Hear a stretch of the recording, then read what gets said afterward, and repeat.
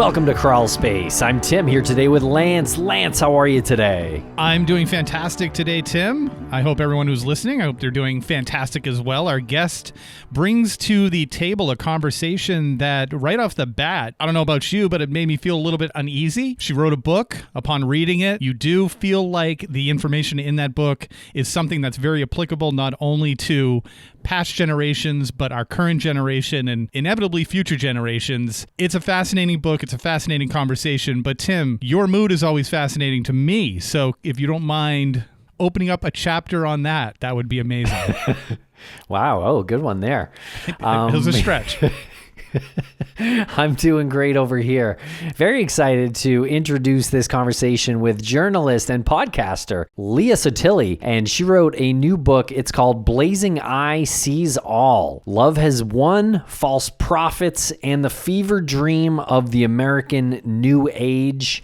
And it was just released a few weeks ago in March of 2025, and it is really fantastic hearing Leah talk about this book and how it goes into false prophets. Especially, I find that to be the most compelling part of this story. Totally. And the mind control that false prophets will use. Make no mistake, The Love Has Won is a reference to the religious group that was founded by Amy Carlson, known as Mother God. She founded this Love Has Won religious group, but the techniques that she used in order to convince and manipulate and brainwash her followers, mostly online, is very applicable to a lot of organizations that look to garner as many followers as possible.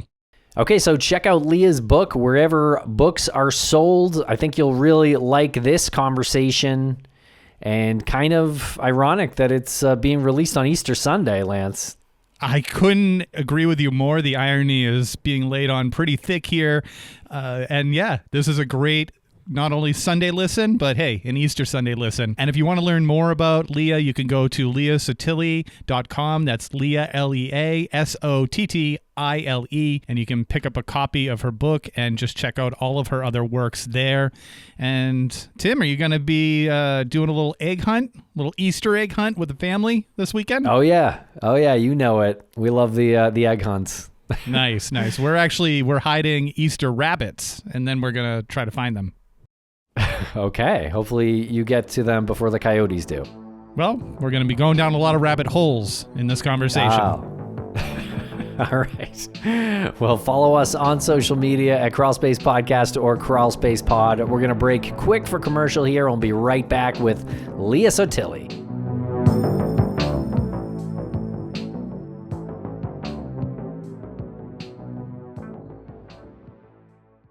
And a thank you to our sponsors. Back to the program. Welcome to the podcast, author Leah Sottile. How are you today? I'm good. How are you? We're doing really well, and I'm kind of chuckling a little bit because before we started rolling, you had popped up on the screen, and I was on a different screen, and you came in and kind of gave me a startle because I wasn't expecting it because I wasn't looking at the proper screen. But it just goes right in line with how I was anticipating this interview because the work that you do kind of makes me a little nervous in a good way. Like it makes me sort of edgy in a good way. Sure. I feel like we just started off on the right foot with you just popping in and giving me a little bit of a scare. But let me put you on edge.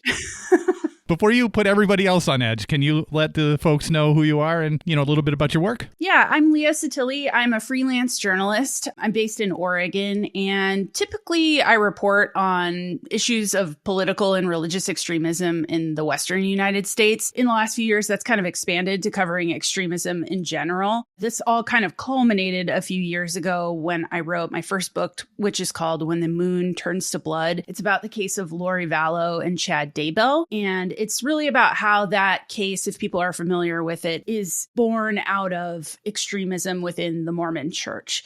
So my work tends to, years and years ago, I started writing about subcultures and things like punk rock. And this is where I've kind of ended up, is writing about subcultures means writing about the fringes of American politics, which have become the mainstream. Yeah, you're not kidding. So, wow. Yeah, I bet you're busy these days with that subject matter of religious extremism. What did you learn in your deep dive into the Lori Vallow case? How did that happen? And how is she still keeping up that act? Yeah, I mean, that case is fascinating. So when that occurred, I heard about it really like everybody else did, which was, through the news that this woman was missing, that her kids were missing, people didn't know where they were, and that she had maybe some kind of far out Mormon ideas. It hit me because I was coming off the end of a lot of reporting on LDS extremism in the West, particularly related to land use issues. I did a big podcast called Bundyville, which was about the occupation of the Malheur National Wildlife Refuge which was held for 41 days by people with extreme Mormon belief systems. I just kind of wondered,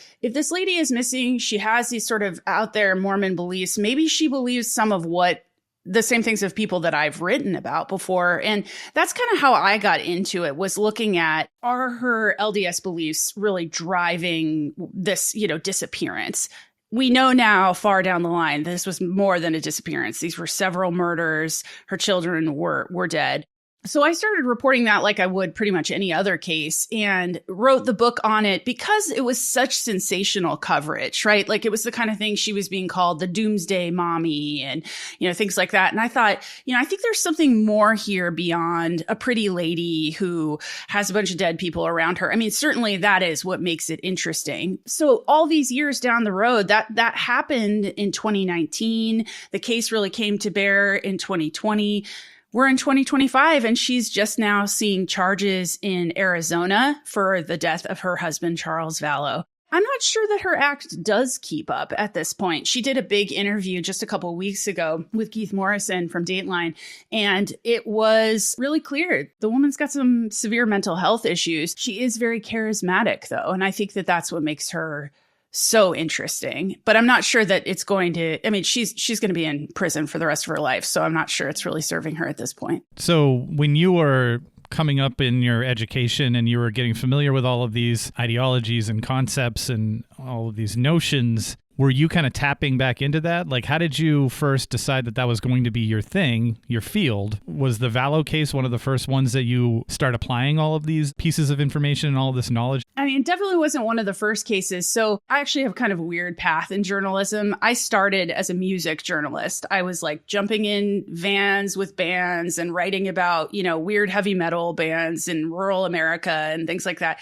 As I went further along in my career as a freelance journalist, I started just writing more about the West. It's an area that's really misunderstood and undercovered in national media. When I started writing a lot more about extremism and kind of giving myself that education, like you say, was around 2015. There were several big flashpoints of like this armed occupation that I told you about in Oregon, where I live. There was another big standoff with the government at a mine. So I was kind of like trying to understand, like, what is it with these folks? Like, what do they believe? What would someone believe to take up arms against the government? By 2019, when I heard about Lori Vallow and Chad Daybell, I'd been going and sitting in courtrooms for years at that point, sort of seeing these sort of like militia type folks and, sovereign citizens and groups like that, kind of like sequestered religious compounds. I've been doing a lot of that kind of work. And I think what made Lori Vallow so interesting is,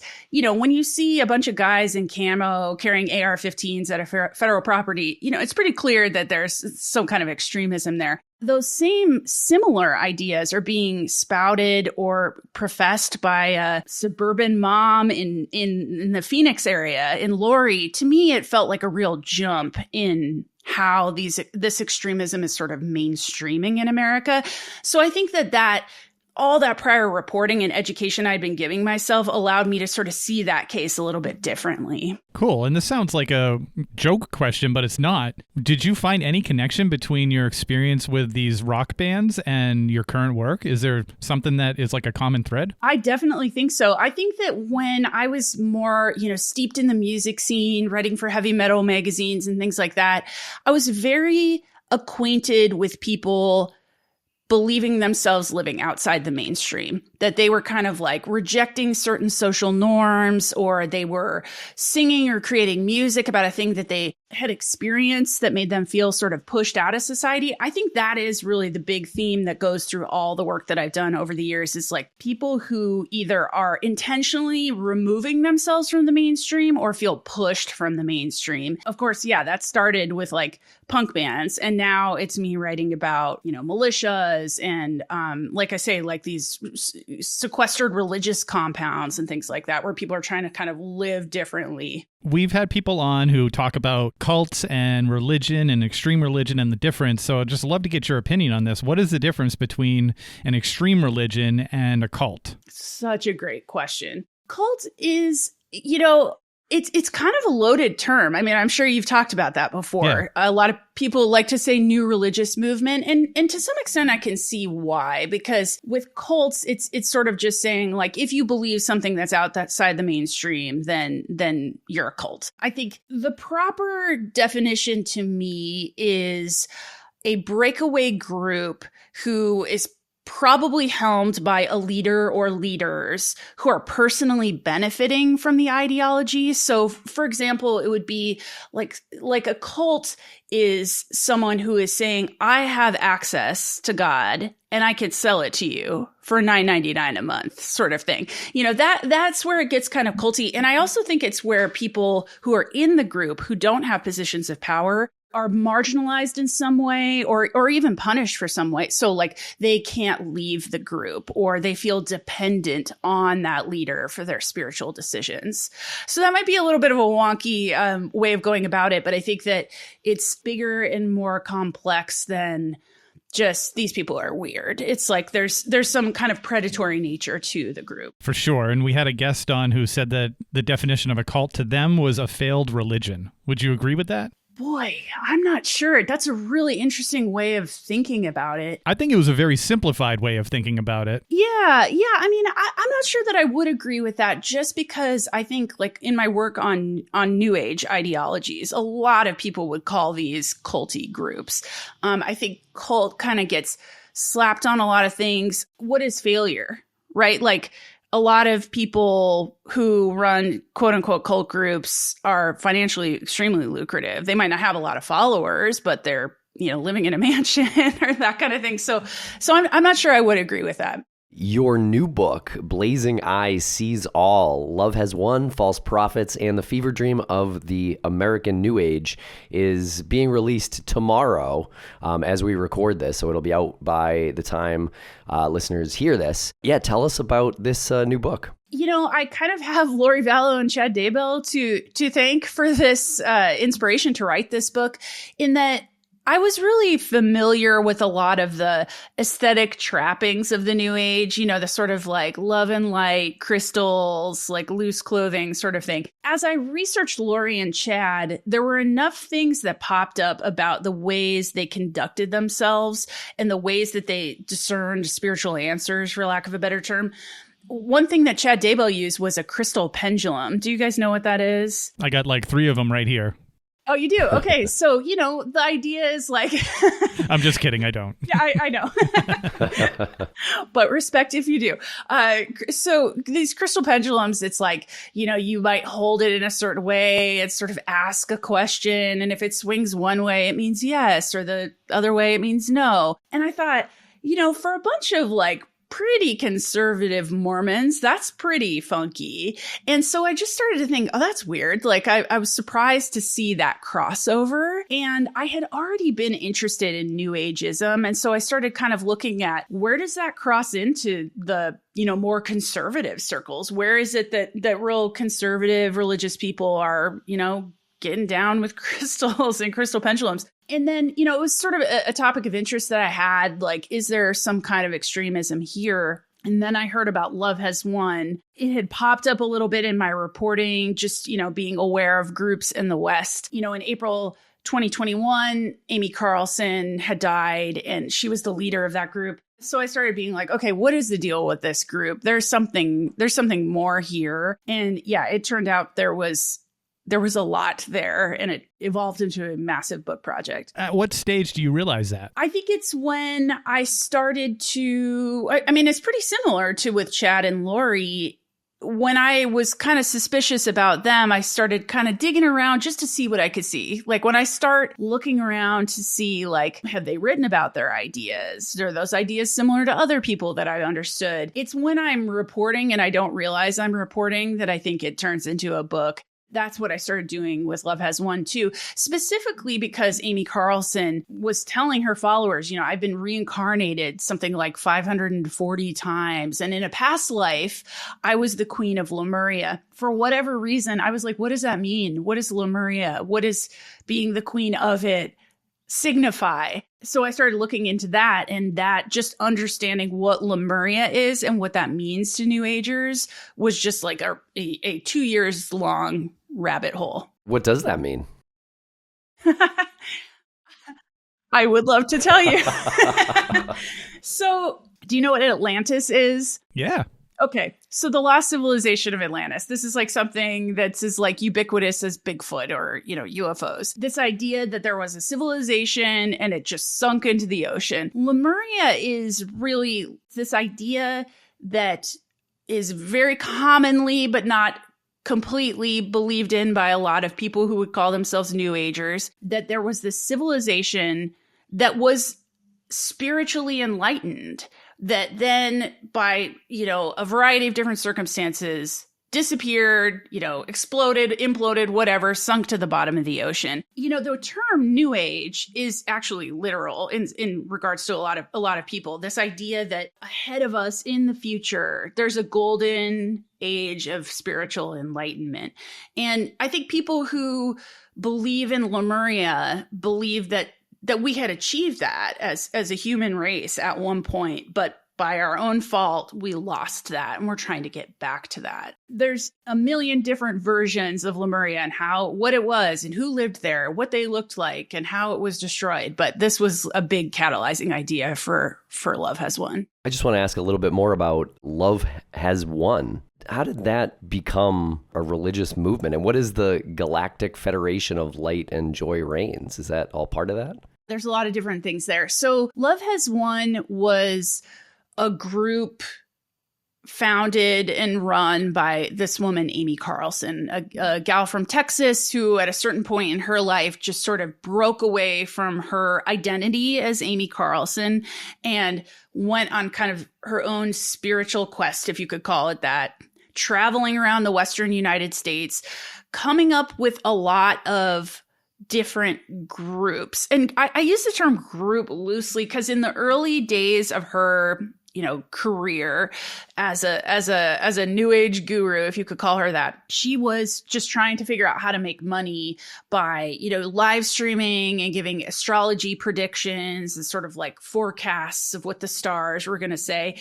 And she did that under the banner of several different names. The last one was Love Has Won. And Love Has Won was the most successful of all of them because it was where she was calling herself Mother God. She was really like the center of the group's ideology, which is that Amy, as Mother God, was the physical embodiment of the planet. So really any damage to her was damage to the earth itself, sort of one in the same. She was also, had been Pocahontas and Marilyn Monroe and Joan of Arc. She had all these stories of all these people that she had been before. The really important thing to understand about Love Has Won that is a big part of this book is their idea that they believed in something called the Galactics. And the Galactics are, past New Age groups have called them masters or ascended masters. I think, I grew up Catholic. I would understand this as something like saints, where these are sort of like people that you pray to or, talk to or whatever. The Galactics in Love Has Won were pretty interesting, though, whereas past groups would say, we pray to Saint Germain or other people. Amy Carlson's Galactics were Robin Williams, the deceased comedian and actor, Chris Farley, Whitney Houston, Tupac Shakur, all these sort of dead celebrities. It sounds really ridiculous when I say that aloud, but it was really, really effective in people going, huh? What's that all about? I love Tupac. I want to talk to these people. So it kind of worked as a good recruitment method to getting people online to engage with the group. Love Has Won primarily was an online group. Like, I've talked to cult experts who said, yeah, that's the thing a lot of people don't understand. It's like, you think of a cult, you think of people wearing white and like living out in the desert following some like bearded guru. Absolutely not. Like, cults are online now. And so many of Love Has Won's followers never physically met Amy Carlson in person, but she did have a small group that lived with her in Colorado in a big house and kind of did her bidding. And we'll be right back after a quick word from our sponsors. Thanks to our sponsors, and now we're back to the program. And earlier you said that some of the followers are products of feeling like they're being pushed out of society. And you compared that to the people who are into the heavy metal music. And I'm wondering how Amy felt. I think that she was not somebody who would have called herself like a part of a subculture movement or anything like that. Amy was somebody who was a really high achiever as a kid growing up in Texas, was really, really passionate about singing. She had a really beautiful singing voice, big on choir competitions and things like that. The best as I can understand it from speaking to her family and for people who knew her really well was that Amy believed that she would be a celebrity one day, that she would be a famous singer. And instead, she became the manager of several McDonald's in Texas. She had several children, was a single mom. What people have said to me was that life did not go the way that Amy Carlson thought it should go for her, that she should be a lot more important and a lot more famous than she was. In a way, she created that for herself by becoming Mother God and becoming this guru and things like that. At one point before she pushed away from her life in Texas and, left and to become Mother God, she was a member of this online community called Lightworkers, which are people who believe kind of like aliens are inside of them. It's this itself is a subculture, this kind of alien human hybrid community. And she was palling around online with a lot of those people. And in a lot of her postings online, you could see her kind of struggling. Like, I believe that I might be something special too, but I'm really being held in this reality by the people around me. So she was really looking to like break away from those chains as like a 9-to-5 worker and a mom and be something more. That's interesting. So her being pushed out, you're saying, is something that was internally a part of her. It wasn't so much everything around her. It was that she always felt that she could have been more important in her life. And she was just sort of going through the motions until that thing came about. Exactly. Yeah. And I think that she entertained, growing up. She was not somebody that grew up in a very religious home. It was a, home that was friendly to kind of Christian ideas, but not, going to church every Sunday sort of thing. But she was also interested in astrology and things like that. And I think that she was looking to entertain spiritual ideas. But yeah, no, everybody around her sort of said the life that Amy Carlson had was not befitting of the life that she thought she should have in her mind. Sorry to keep going on this, but it's just fascinating to me because I think like a lot of us will think about something that we might, think that we are good at, and we'll start saying to ourselves like, okay, you do it well, it makes for a better piece of the world, right? So if you're a podcaster and you're having a great conversation, or you're a journalist and you've just like nailed a piece, you're going to think someone's going to read that, is going to change their mind about something for the better. If you're a bartender, you just made someone's day because you gave them a free drink and they leave and it could seem like something small, but when does it become almost dangerous? Because what she's thinking doesn't sound in my head right now like this is terrible, this is dangerous. So when does that line get crossed? Instead of doing what she did, why didn't you become an EMT? Get some medical training or something. I think it's really interesting the way you're thinking about this, because I have as a journalist, have put out things that I'm like, this is going to rock people's worlds. And it does for some people, but not all people. It doesn't create systemic change. I'm not, famous. I'm not, I still got to work. Well, that you know of yet. There maybe down the line, give it a... Yeah, sure. So, but that is, it's something that I think makes Amy a little bit relatable, is that she was like, damn, I'm a really good singer and I couldn't break through. Her son would talk about that he would be left home alone so Amy could go out and do karaoke, right? Like that could have been that she was like, you know what? I rule at karaoke on Friday nights and that's enough for me. But it wasn't enough for her.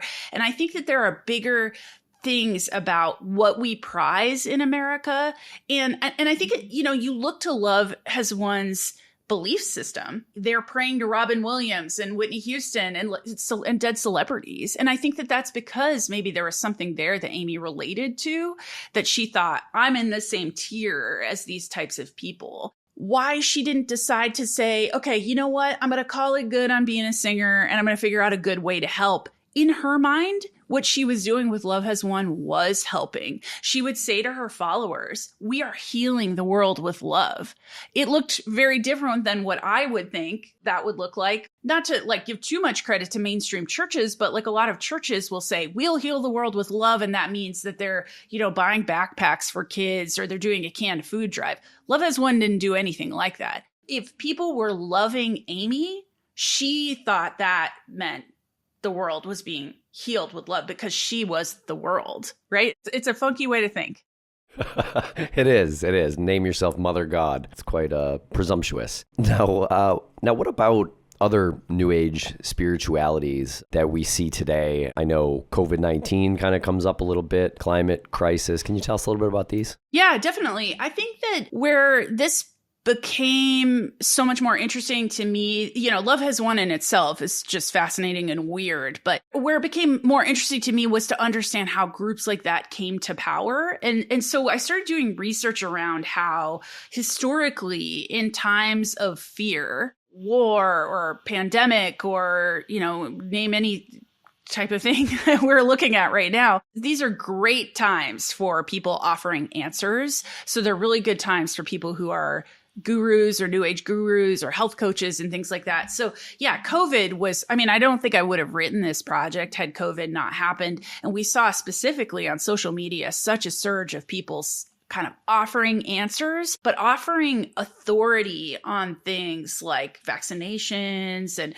whether or not you should get a vaccine, whether or not a vaccine had a microchip in it, that sort of thing. So the crossover for me was to try and understand, how did these New Age groups become so influential, but also is there a larger legacy of that being the case? And so really what this book looks at is about a 200-year history of New Age leaders doing exactly that, saying, here's a crisis, I can give you an answer for a price. It's not a new thing. I think what became so interesting for me, though, was to see how the New Age is this world where women rule. That it's a lot of female leaders that are offering answers in times of strife. That's historically true, back to the days of spiritualism in America. Why do you think that is? I think it's because you look to the major religions of the world and there's not a heck of a lot of power for women. There's a lot of being told how to use your body and what it's for, what your role is, and that kind of thing.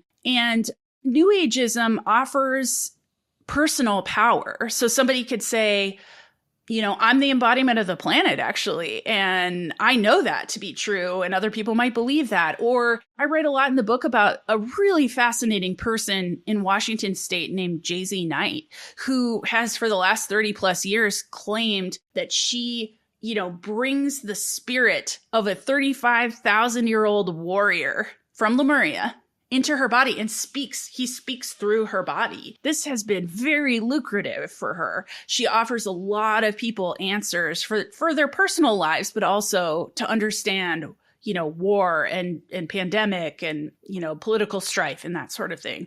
So yeah, I think you can carve out a place for yourself as a woman. I'm glad you brought up Jay-Z Knight. I was going to ask about her. What does the Jay-Z stand for? Judith Zebra, or Judy Zebra. It's not her real name, but at a certain point, she tells a story in her writings about how she was working for a cable company and her boss said, "You're such a high-powered lady. The name Judy isn't enough for you. We need to give you a new name." And she's like, "What about Judith Zebra or Jay-Z?" And so she started going by Jay-Z Knight, and the rest is history. I like that part in the storytelling of this in the book because it just, brought together the offhanded comment, and then it becomes this huge thing in her head.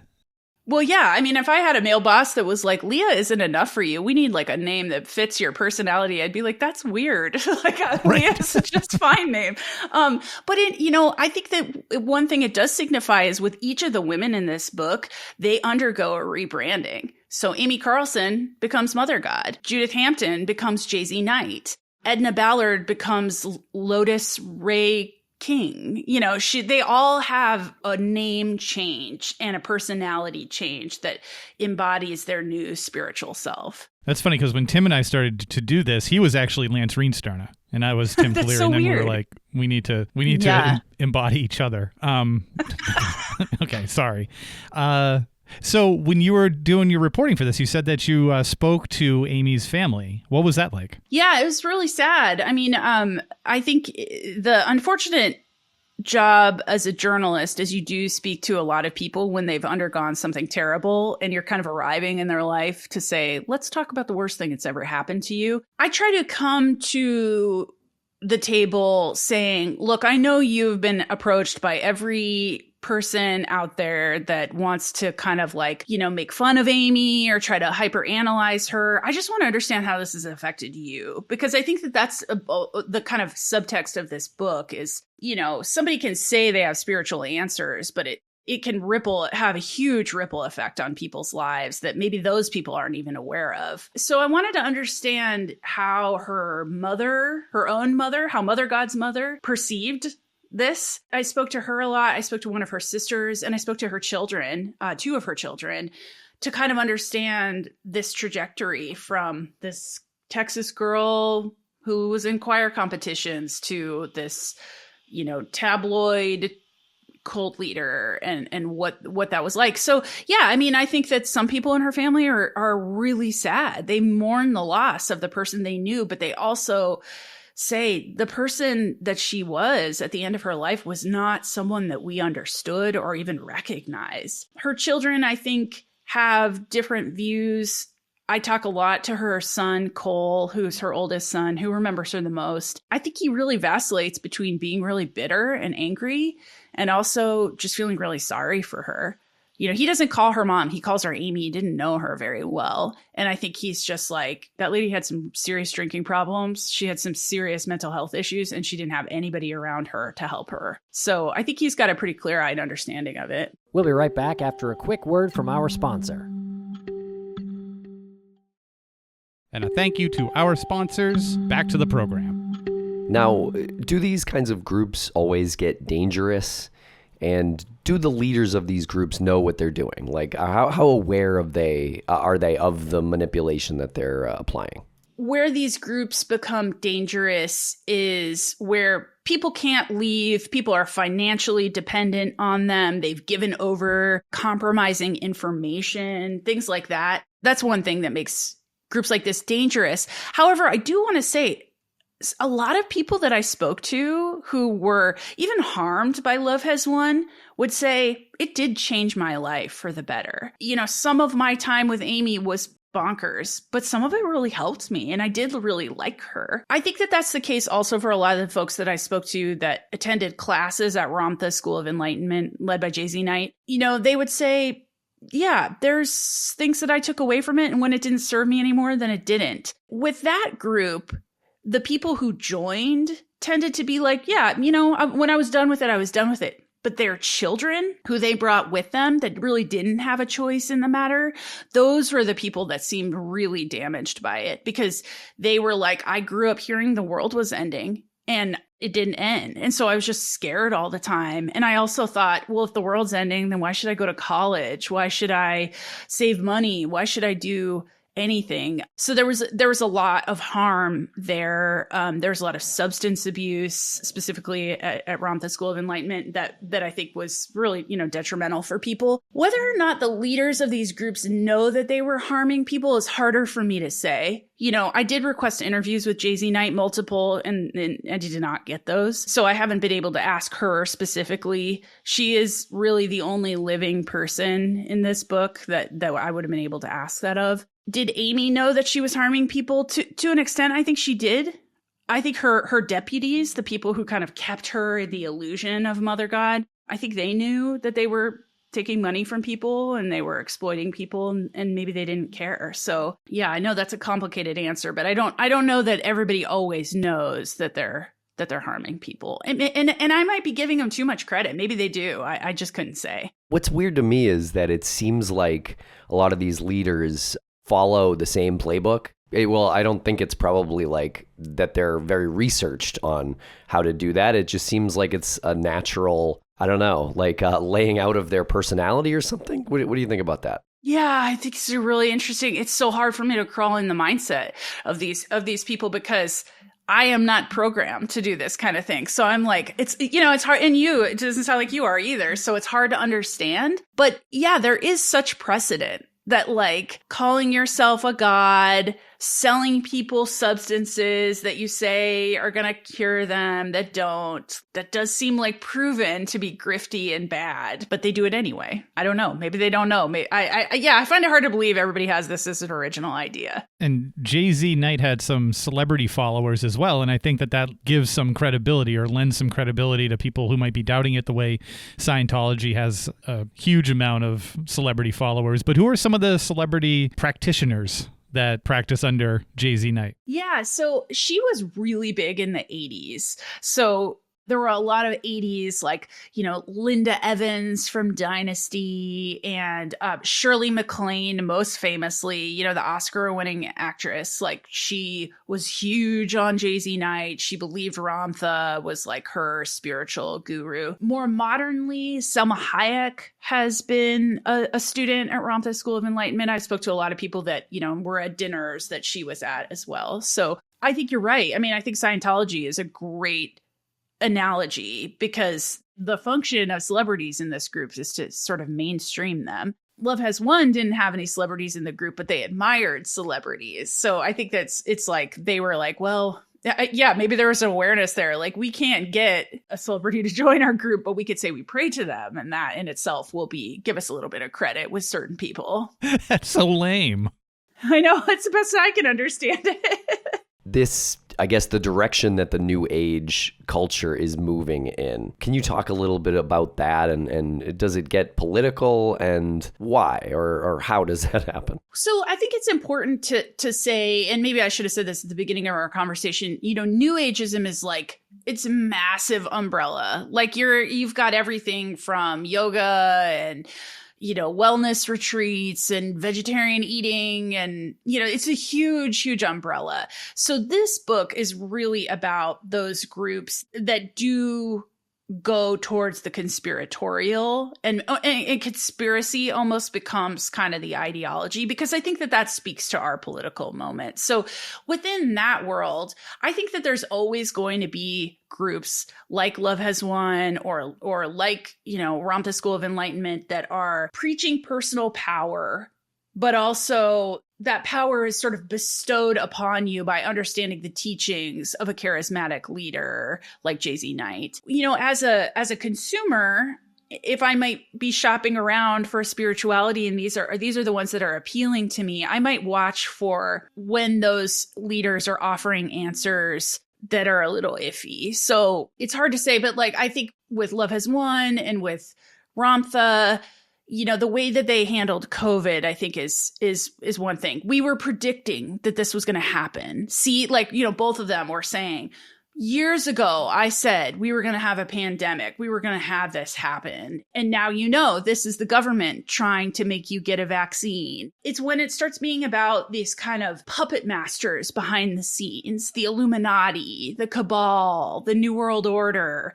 Those are all things that come up within far-right extremist groups, anti-government militias. So I think when it starts to brush up against that is when people should maybe start to be a little bit wary, because that's where things seem to go poorly. Okay, but the COVID vaccine was developed under President Trump. So where are we with the, far-right group believing that there was like a microchip in the vaccine or something? Yeah, I mean, this is the moving target that is writing or understanding extremism. This is just full of hypocrisy.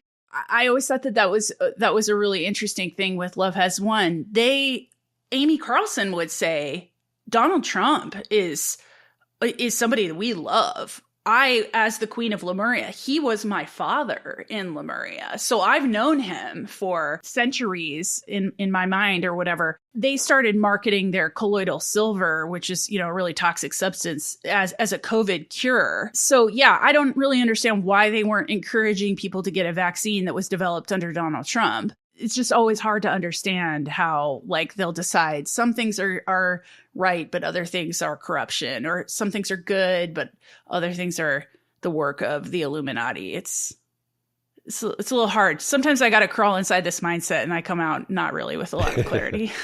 It comes out a little bit fuzzier than when you went in. Yeah, that's no surprise. Still don't get it. Yeah. It doesn't make a ton of sense. I think that pretty quickly, Love Has Won really became a QAnon group because they loved Trump, because they said he was rooting out all the corruption and all the pedophiles in the government, right? These are QAnon talking points. They didn't love him because of his economic policy or his stance on Ukraine or what the Gulf of Mexico should be called. It was because of his QAnon affiliations, right? So there's several jumps in logic you got to take just to get in that mindset of why they like him. And maybe there's big government or big pharma is forcing his hand with the vaccine or something like that. I guess you can just rationalize whatever. But no one's bigger than his hand, though. That's what I keep rubbing up against, is that that's why he's there. Because he's the one that is supposed to be forcing their hand. Yeah. I think it's funny you bring up Big Pharma. That was one way that Love Has Won would sell their colloidal silver, was they would say, this is the ultimate cure. And it's what Big Pharma doesn't want you to know, because they need to keep people sick. So they keep taking their medication. So yeah, no, who is the person that can fix that? Trump. But they weren't ever talking about that. They were only talking about these sort of way, way out there. Well, I say way, way out there, but it's less out there than I think I'd like to believe. Yeah, sure seems like it at this point. Where is this going? Spirituality at this point, because it definitely seemed like it had a very positive vibe to it most of my life. And now with your book and really just making observations out there online, doesn't really seem like it's all that positive now. Yeah, where's this going? I think that there's plenty of places to look in the new age that might give someone optimism, right? If this is a place where people who are pushed out of traditional religions, LGBTQ people, women, and they find some kind of power there, I think that's a net positive. But I think where it becomes negative, where real grifters can find a lot of power over people, is through social media. And I think it just allows people to create personas, to recruit people, to start saying, hey, if you like what I'm talking about, hit me up on Venmo, send me money through Cash App. We'll schedule a phone call. We'll schedule a consultation. It's just so much easier now for those people to find people who are in fear, people who are looking for answers, and who are willing to pay a little bit for it if they think that it's going to get them somewhere. So I think that I don't see any reason why that would be stopping anytime soon. We've not seen any brakes put on social media to kind of curb the ways that people spread disinformation or, disinformation in the name of God. That doesn't happen. So I think, when I wrote this book, I wanted to sort of bring a little light to that, was to this idea that, hey, there's a lot of helpful ideas here. There's a lot of good here, but this is where it brushes up against some stuff that you as a person, as a spiritual seeker, might want to be aware of. Right. Because like you said, you can go down a road in which this will help you. It will enlighten you. It will make you a more positive or productive person. Where that road deviates is pretty subtle sometimes. And before you know it, one day you're buying herbal soaps, and the next day you're giving money directly to the person who's claiming that they're making those soaps. And by the way, those soaps, when you wash yourself, you're going to be taken to another level of heaven or something. I don't know. It's not like I just did that as an experiment, because it sounded super specific, but... Where are these soaps? Yeah, send us your soaps. You can get them with promo code Crawlspace.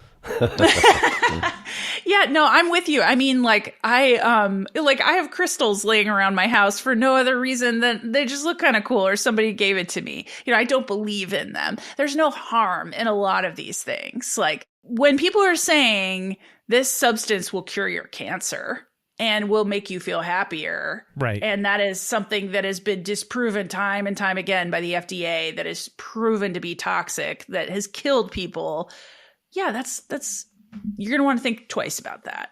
Yeah, and I guess some of that is just built on the trust that the public, doesn't really have in big pharma. They are looking for answers that are cheaper, easier. This has been a really fascinating conversation. I'm really curious about how this sort of new ageism is embroiled with anti-Semitism. I gotta say, when I started writing this book, I was just more interested in this sort of intersection of conservative and, progressive people and new ageism. I was not looking to write a book on extremism, and sort of accidentally fell into that world. And it was the element of anti-Semitism that really surprised me. So if you go back to the real earliest days of spiritualism, which I think evolved into the modern day New Age movement in America, you'll get to a woman named Helena Blavatsky. And she was around in the 1850s, a channeler and kind of a guru of her own sorts. She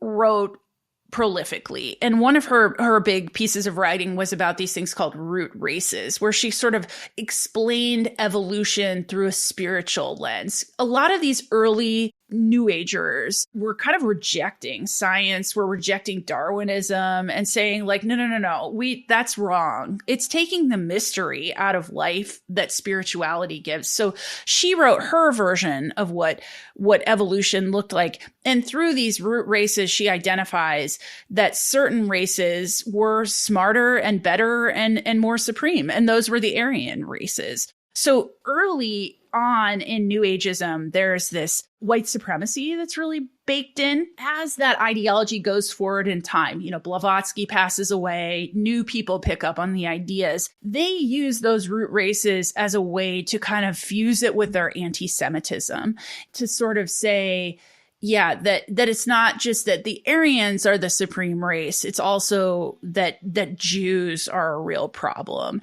And that comes up time and time again, all the way forward in time. If we march this forward, 2 centuries to Amy Carlson. Amy Carlson was a proud anti-Semite.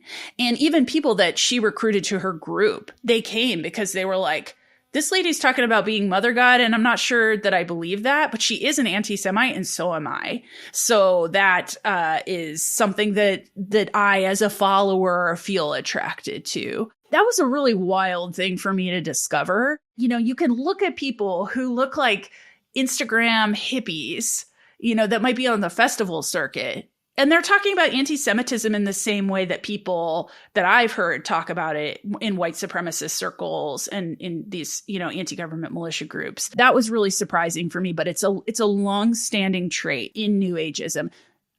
Far and away, it does not mean all people within New Ageism are related to anti-Semitism or that all ideas come from that, but it is just something that comes up enough through the centuries that I think it's important to look at.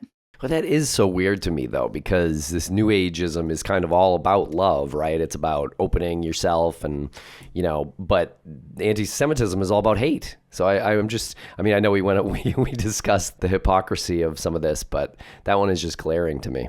Yeah, I mean, especially when you're calling your group Love Has Won and you're saying we're the embodiment of love and light, but it's only for some people. I have a hard time understanding how that's appealing. I was in here for the crystals, but now you're talking about anti-Semitism. That's even more interesting. I guess, there's all kinds in the world that I don't understand, but this is certainly one trait of New Ageism that I find disturbing.